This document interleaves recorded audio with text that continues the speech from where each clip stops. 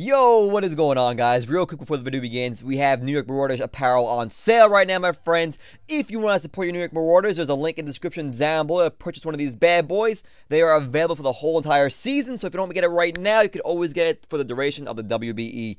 For you guys that purchase, I want to say thank you in advance and enjoy the video. Welcome back, everyone. Mr. Talent here, bringing you our Week 1 team builder for our matchup up against John, the New Orleans PELIPPERS. These are our 6 Pokemon, your starting lineup for your New York Marauders, and as you can see above me is John's team. So let's go over the obvious threats right now, such as that Tapu Koko. So basically, Tapu Koko was very problematic for my team in the sense that, like, nothing really could wall it too well. And even Cresselia, I basically did my calculus choice specs Thunder for the most part, but like, if he goes Thunder, Lacterium Z and whatnot, that could definitely easily two Thunders will kill Cresselia between the Z move one and the regular one. Finny has to take a Thunder. Even Aggron gets two-shotted because of the Electric Terrain boost as well. Like, it's very, very, very problematic, that Koko. So our goal with our team is to get rid of that Mon ASAP. Mega Glade, another very slept-on Mon, but a phenomenal Mon as well. I could put in a lot of work against my team. And everything else for the most part is manageable. So basically, guys, our Week 1 team is this. I'm going to go step by step of why T and I chose these mons and what exactly is going down. So first of all, we are running that's right, guys, Choice Scarf Tapu Fini right now with those EVs you see right there. Honestly, the speed might have just been 134 and threw the rest into HP, but I honestly forgot. But we have our speed stat at 137. So with the scarf, oh no, I made it max just in case you went scarf on, who was it? Which one of these mons is like decent high speed? I don't know, actually. I don't know. Either way, we have max speed Finny here with a scarf, modest nature, of course, Grass Knot, Ice Beam, Moonblast, and then Hydro Pump. Hydro Pump is stab, Moonblast is stab, Ice Beam is coverage for Serena, and then Grass Knot is for my Lodic if that time comes to be. Very basic set. This will have to be Koko. Hydro Pump will kill Koko if there's some damage done to it already. Gotta do a little bit of chip damage when you get rocks up turn 1, and hopefully do some chip damage here and there to my opponent's team throughout the whole entire game. But Hydro Pump is our move of choice. We're not going Scald. We literally need that extra damage this week. And man, oh man, I hate relying on Hydro Pump, but we gotta rely on it this week because Scald is just not gonna cut it this week. I was thinking about not even bringing Finny because Koko is just gonna like out Tapu me. But at the same time, like, you know what? If I bring a Scarf Finny, we'll be good to go. I think for the most part, just outspeed all your Scarfers outside of maybe Scarfed Nidoqueen. No, Nidoqueen's slower than me, so I'm faster than you. Unless you go Tim and Nidoqueen. But, yeah, so we have Tapu Fini, that's our Scarfer, and that is honestly all I could say about Tapu Fini right there. Nothing too crazy. That is Tapu Fini this week, my friends. Next up, we're going to have Cresselia. Now, this Cresselia, I'm a little nervous with this Cresselia. We're running a dual screen Cresselia, basically with light screen or reflect being up. We're not going to take much damage at all from anything because our team is just bulk central, man. We have so much bulk on our team. If we get a screen up, whichever screen it is, we're not going to be taking that much damage from whoever is attacking us. What I'm scared about is, honestly, my team ruins Weavile's life. Weavile is decimated by, like, a majority of my team, alright? Weavile cannot do much. A low kick to Mega Aggron does, like, 20% at most, I believe. And that might be with a choice band. I forgot exactly what the calc was there. Maybe it was Life Orb. I don't know. But Mega Aggron is eating up Weavile all day. And a good part of my team can eat up Weavile as well. Like, Embor can as well. I think I have a really good match with Weavile, but I think he has to bring it just for Cress.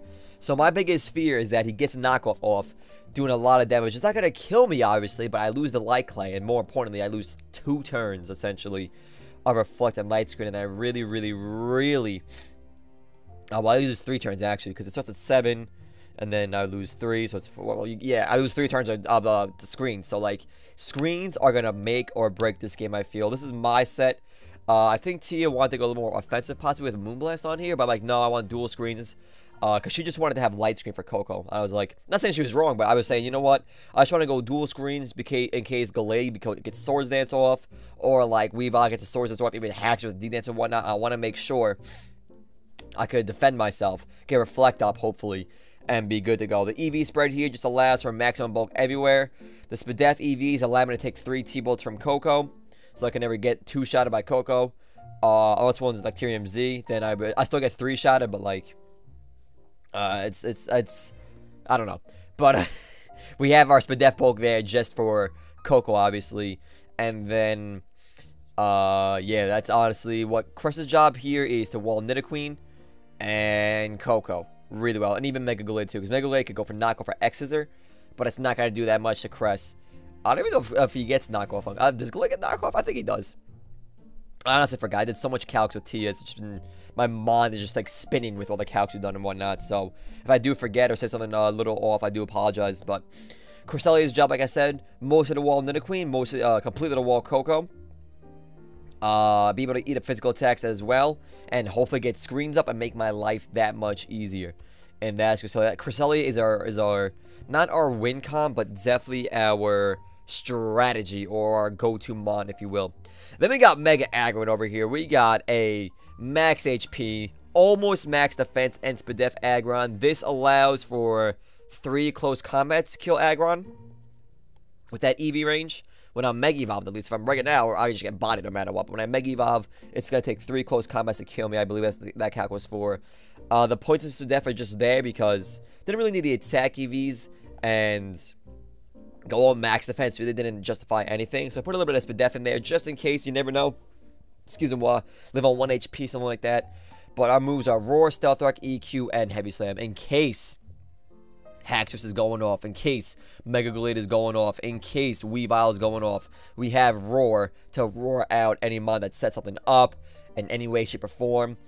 Stealth Rock is obvious, EQ is obvious, and Heavy Slam is obvious. So, pretty much a basic Aggron, I'd say. He is our stopper, and he's setting up mons, and just does big damage to those frail little mons on his team. So, everything's pretty light. Only thing I'm scared about is that if you run your own duel, if you bring Bronzong, because Bronzong is pretty good against Aggron. Granted, it's going to be like 2 steel Hunka Chunkas just chilling there. But what do? I roar him out, and he gets either up his dual screens, he gets his rocks up, he gets...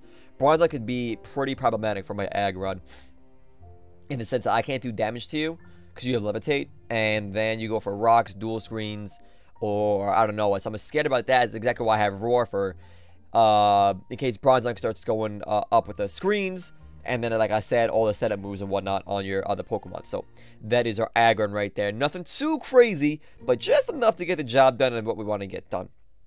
Otherwise, yeah, it's him. Then we got our Emboar over here. Now, Emboar is where things get a little juicy, if you will.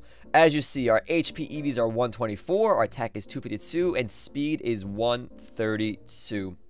With that 132 speed, that will allow us to speed creep my Milotic if he does not speed creep me. Because my Milotic's speed is 101 uninvested.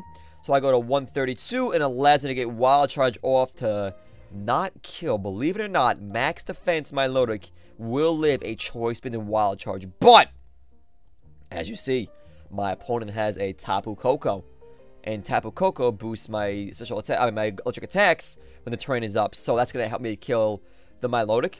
It's going to allow me to do more damage, literally just to that. That's the reason why I have Wild Charge on my Emboar. And we speed creep him just to make sure we will outspeed him if he doesn't speed creep me. Which I don't think he will. I think he needs all of his bulk on my Milotic to make sure that he can live the attacks he needs to live. But maybe not. I really don't know. I didn't really calc anything for my Milotic other than what my damage does to him. Is that a bad thing? I don't think so, but like I said, I don't think he's gonna speed creep with my Milotic. Could be wrong though. But our sets are pretty standard. We do have Sucker Punch, in case like Haxorus gets low HP and he's at like +3 speed. Same thing with any mon that's fast and low HP. I can just bring in my Emboar and hopefully Sucker Punch and kill them. Hopefully they don't read that as well and then sit up again in my face. But it'll be just a 50-50 war at that point. And I think Emboar is good. Nothing can OHKO him really outside of maybe a Gallade Psycho Cut. I didn't really calc that because I don't want this thing against Gallade at all unless I'm going to Sucker Punch it. So I didn't really calc anything there. And for the most part, I do so much. Emboar is such a great league play mon, man. He's going to do a lot of damage for us, hopefully. And that's our Emboar. Like I said, nothing crazy here. We just speed creep my Milotic. And as we speed creep my Milotic, we also speed creep Nidoking and... who else is slow on your team? That's about it. We just Nidoking, Nidoqueen, I'm sorry, Nidoqueen and Bronzong. But we already outspeed that thing, so... That's our end board, my friends. And then next, I think this is our win con right here, my friends. This is Tia's set right here, alright? And I wholeheartedly believe that this set is very optimal. It's amazing, and it's going to win us the game. I think Nidoking is our win con, guys. Let me explain right now. We have an Assault Vest Nidoking. I repeat, Assault Vest Nidoking. Moves, Brick Break, T-Punch, EQ, Poison Jab. Now, I'm going to say this right now. If I lose this game, people are going to be like, Nips. I mean, whoa, I just said Nips instead of Mr. Talent. Oh, man. Whew.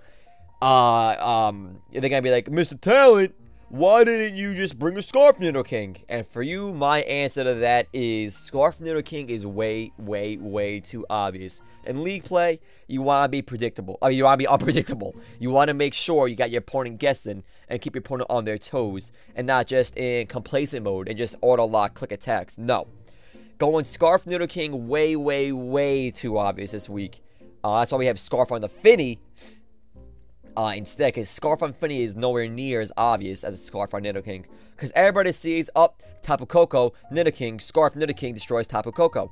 Which is true, it does. But the thing is, I want to have my options open. If I have AV, I can use my other attacks. And I also do Semi-Whirl against my Milotic. And once again, what do we run on Cresselia? Light Screen, Reflect. We got Dual Screen Cresselia, which means Nidoking's bulk with AV plus Light Screen is literally going to double. It's going to go from 96 to 192. Plus the max HP of 188. I'm going to be so friggin' bulky that I'm not going to take any damage at all. And of course, if I have Finny's Terrain up, I don't got to worry about my Milotic Scald Burns. And guess what? I have Thunder Punch, and Thunder Punch really hurts. Sheer Force boosted Thunder Punch hurts everything really, really badly. You'd be surprised how much damage this thing can do to mons that are even weak to just neutral to it. Does so much damage. So our Nidoking has Brick Break in case Bronzong gets his dual screens up. We have Thunder Punch for coverage for Milotic, and literally that's it. EQ and Poison Jab, very obvious. Don't gotta explain those. And I think Nidoking is our win con. Tia made this set. I originally said, you know what? Let's bring AV Circuitry for the Koko. And she was like, nah, that's not really worth. Why don't you bring AV Nidoking? Here's a set. And she's just like, boom. Sorry, guys. She just laid it on me and said, yo, that's actually infinitely better. But like I said, if I lose this game, I could see the comments right now screaming, why didn't you just bring Scarf Nidoking? Blah, blah, blah, blah, blah. And so, like I said, it's just too obvious, I feel. But honestly, it's a great option. Like I do say in my videos, sometimes the obvious play is the right play. And maybe that is the right play. But only time will tell if it is indeed the right play. That's a Nidoking. And last but not least, Circuitry you can expect is going to be Psyche MZ. Z Hypnosis, Single Beam, Dazzle Gleam, T-Bolt. This mod has an option for everything but Nidoqueen.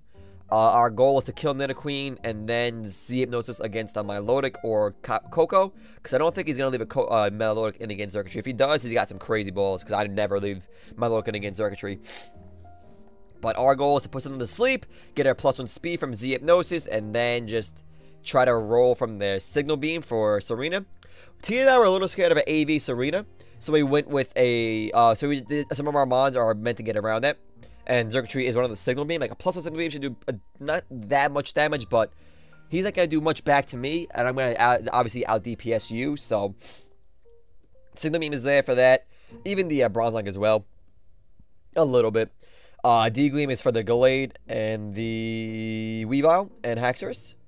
And then Thunderbolt is there because it's freaking Circuitry, guys. And that is your week 1 game. Or your week 1 starting off for the New York Marauders. Guys, let me know what you're thinking. What do you think of these sets? Would you run something different? Would you bring a different mod? What are your concerns? Let me know in the comments down below. As always, I'm Mr.Talent. You are the Glorious Talent Squad. And I will see you guys next time.